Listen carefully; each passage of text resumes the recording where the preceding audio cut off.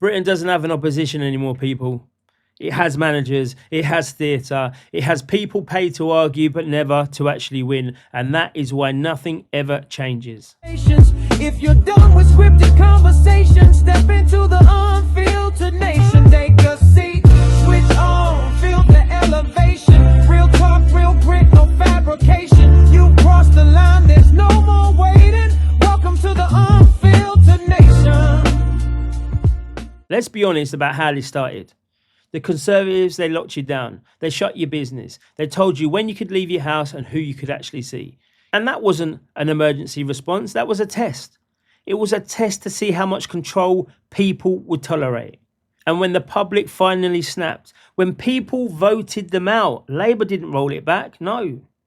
They've inherited it. They've kept the laws. They've kept the powers. They've kept the mindset. In fact, they've gone a lot worse. It's a different rosette, right? But it's the same ideology. So now you can look where we are.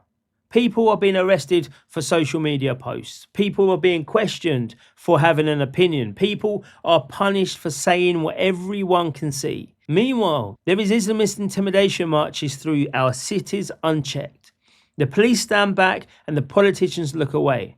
We've got women being told to be tolerant. We've got children who are told to adapt. We have whole communities being told to accept the decline because it's diversity. Labour does nothing. Not because they can't, no. It's because they won't. Because enforcing the law would upset the wrong people. So when Britain actually does look for opposition, real opposition, what does it get? Doesn't get resistance, it gets brands. Brands like Advanced UK who are selling vibes, podcasts and all these social media politics. They've got big talk, big promises, but they have zero ground game. Remember the quote, you get 1 million members and we'll win the election by a landslide. That is not a strategy. That's a slogan designed to keep you busy and powerless. We've got councillors defecting to them without by-elections. You see, them local people, they voted for reform, not advance, but nobody cares. Nobody's asking the community. The ideology is interchangeable. That's why they believe it wouldn't matter. And while we're on the subject, let's go to reform. Let us ask the uncomfortable questions. How many Tories does it take to turn Reform UK into the Tory Party 2.0? How many failed MPs does it take before this fresh start becomes a joke? How many DEI candidates does Farage need to parachute in to calm down the media because they're calling him racist?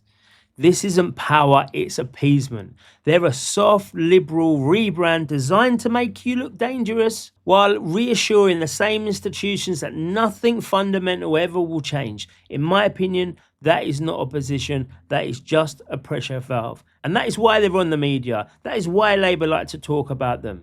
And while everyone chases hype, the parties that actually do the work are often ignored. Take UKIP. We don't have pyrotechnics. We've got no media love-ins. There's no celebrity endorsements. It's just groundwork, campaigns, results. UKIP didn't just talk, it delivered. Remember, it's the party that saved the pound. It's the party that forced Brexit. But if you notice a pattern, we're pro-nation, pro-Christian, unapologetic. And that is why we're sidelined. That is why we're smeared. That is why they want to memory hole us. Britain doesn't just lack options, it lacks courage.